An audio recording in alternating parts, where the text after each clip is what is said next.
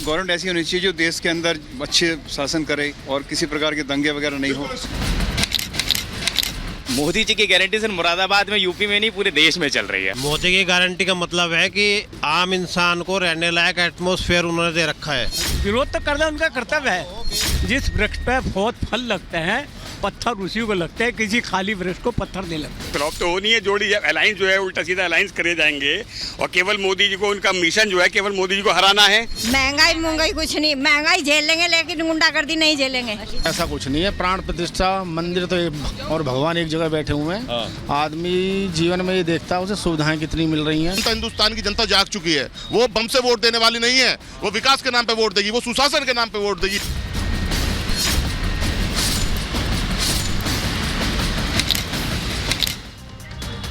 नमस्कार, आपके साथ मैं हूं सुजाता कुकरेती। आप देख रहे हैं महाभारत। आज सीधे उस सीट से जहां पर अब किसी भी मिनट वोटिंग खत्म होने वाली है। मैं आपको ये बता दूं कि आज 102 सीटों पर वोटिंग हुई है।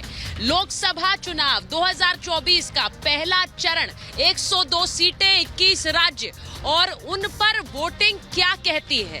इस वोटिंग के जरिए आने वाले 6 चरणों के लिए क्या संकेत है, क्या संदेश है, आज ये समझने की कोशिश करेंगे। क्योंकि आज महाभारत में यही कह रहे हैं कि 102 सीटें सेट हैं, लेकिन 440 पर किसका करंट है। 440 सीटें अभी बाकी हैं, उन पर किस पार्टी का, किस चेहरे का करंट है इस वक्त। वो सियासी करंट जो किसी भी पार्टी को सत्ता तक पहुंचाने में रोल अदा करेगा। आज मैं मुरादाबाद में मौजूद हूं और मुरादाबाद में वोटिंग अभी खत्म हुई है। यहीं से आपके लिए लेकर आ रही हूं महाभारत। लेकिन सबसे पहले मैं ये बताऊं कि आज जनता के बीच हूं और वहां से पूछूंगी कि जो प्रधानमंत्री ने आज सीधे सीधे तंज कसा है, 2 लड़कों की फिल्म, लेकिन वो फिल्म पहले ही जनता ने रिजेक्ट कर दी है। क्या जनता ये सोचती है? वहीं दूसरी तरफ अखिलेश यादव ने भी वापस कहा है कि ये एक फ्लॉप फिल्म है जिसके लिए काम कर रहे हैं। क्या ये शब्दों के वार जनता तक पहुंचा है? आज सबसे पहले आपको बताती हूं कि जो खबर हमारे पास है, 5 बजे तक किन राज्यों में कितनी वोटिंग हुई है। उत्तर प्रदेश में 57%, बिहार में 46% वोटिंग हुई है। ये 5 बजे तक की वोटिंग आपको बता रही हूं। मध्य प्रदेश में 63% और राजस्थान में 50%। लेकिन सबसे चौंकाने वाला, पश्चिम बंगाल में 77% तक वोटिंग 5 बजे तक हुई है। 6 बजे तक के आंकड़े अभी आने बाकी हैं। पश्चिम बंगाल में बम्पर वोटिंग हुई है 77% और महाराष्ट्र में 58%। अब ये वोट प्रतिशत क्या कहता है, किस ओर इंगित करता है, आज इसे भी समझने की कोशिश करूंगी। मैं यहां पर जनता के बीच से आज महाभारत कर रही हूं। पहले ये रिपोर्ट देख लीजिए और फिर महाभारत।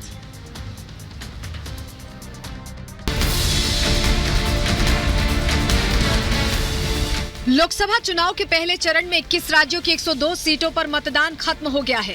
पहले फेज की वोटिंग में 8 केंद्रीय मंत्री और 1 पूर्व सीएम मैदान में हैं। इन दिग्गजों की किस्मत भले ही ईवीएम में कैद हो गई है, लेकिन इनकी हुंकार अभी भी जारी है और मोदी के 400 पार के संकल्प को दोहराया। इस दौरान नितिन गडकरी ने 5 लाख से ज्यादा वोटों से जीतने का दावा किया। कि पिछले बार 54% वोटिंग हुआ था, इस बार 75% तक वोटिंग ले जाने का हम सबका संकल्प है। उसमें हम कामयाब होने की कोशिश करेंगे और मैं इस चुनाव में निश्चित रूप से बहुत बड़े मार्जिन से चुनाव जीतूंगा, ऐसा मुझे विश्वास है। पहले चरण में पश्चिमी यूपी की 8 सीटों पर वोट डाले गए, तो वहीं दूसरी तरफ पीएम मोदी ने पश्चिमी यूपी के अमरोहा में चुनावी रैली कर राहुल अखिलेश की जोड़ी पर तंज कसा। उन्होंने कहा कि यूपी में 2 शहजादे फिल्म की शूटिंग कर रहे हैं। यूपी में एक बार फिर 2 शहजादों की जोड़ी, उनकी फिल्म का शूटिंग चल रहा है आजकल और ये 2 शहजादों की फिल्म का पहले ही रिजेक्शन हो चुका है। पीएम ने राहुल अखिलेश पर तंज कसा तो समाजवादी पार्टी ने मुजफ्फरनगर में बूथ कैप्चरिंग का आरोप लगाकर बीजेपी पर पलटवार किया। वहीं दूसरी तरफ बंगाल के कूच बिहार में हिंसा की झकझोर देने वाली तस्वीरें सामने आई हैं।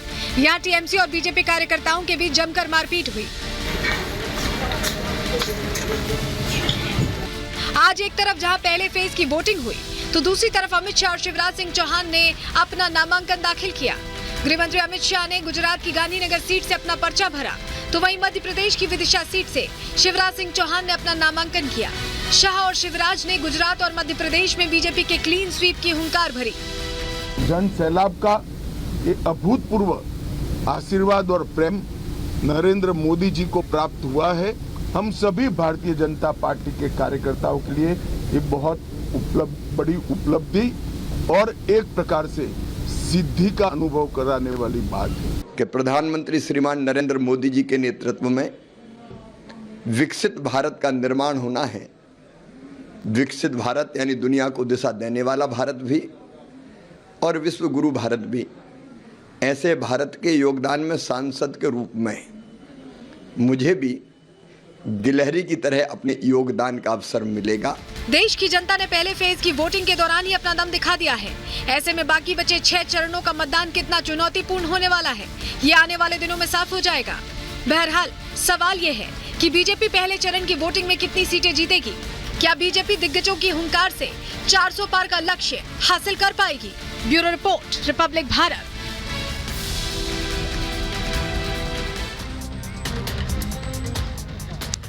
और मैं यहाँ पर लोगों से बात करूं, अपने मेहमानों का परिचय दूं, उससे पहले बड़ी खबर आपको बता देती हूं कि शाम 6 बजे यानी पहले चरण का मतदान सील हो गया है। 102 सीटों पर वोटिंग खत्म हो गई है। ये बड़ी खबर आपको बता रही हूं, सीधे मुरादाबाद से आपके लिए महाभारत ला रही हूं। और बड़ी खबर यह है कि 102 सीटों पर पहले चरण का मतदान समाप्त हो चुका है, यानी 102 उम्मीदवार वो लोकसभा में जो जाएंगे उनकी किस्मत सील हो गई है। पिछली बार अगर याद दिलाऊं आपको, पिछले लोकसभा चुनाव में पहले चरण में बीजेपी के हाथ में 40 आई थी, 15 कांग्रेस के हाथ आई थी और 24 सीटें डीएमके, क्योंकि तमिलनाडु की सारी 39 सीटों पर भी वोटिंग हो रही है। मेरे साथ जो मेहमान हैं उनका परिचय भी आपसे कराऊं। मेरे साथ बीजेपी के राष्ट्रीय प्रवक्ता शहजाद पुरावाला जी जुड़ रहे हैं, शांतनु गुप्ता राजनीतिक विश्लेषक हैं हमारे साथ जुड़ रहे हैं, नाहिद लारी खान है नेशनल स्पोक्सपर्सन है समाजवादी पार्टी की, दुष्यंत नागर राजनीतिक विश्लेषक है, कांग्रेस का पक्ष रखते हैं। मैं सबके पास जाऊं उससे पहले मैं एक बार जरा जल्दी से ग्राउंड से ये एक तरह का एक फीडबैक लेना चाह रही हूँ। इस बार बहुत जल्दी बताइए, इस बार चुनाव में सबसे ज्यादा खनक किसकी? भारतीय जनता पार्टी। क्यों कह रहे हैं? सबसे पहले मैं आपको ये बताना चाहूँगा, मजदूर हूँ तो पहले मजदूर की ही बात करूँगा।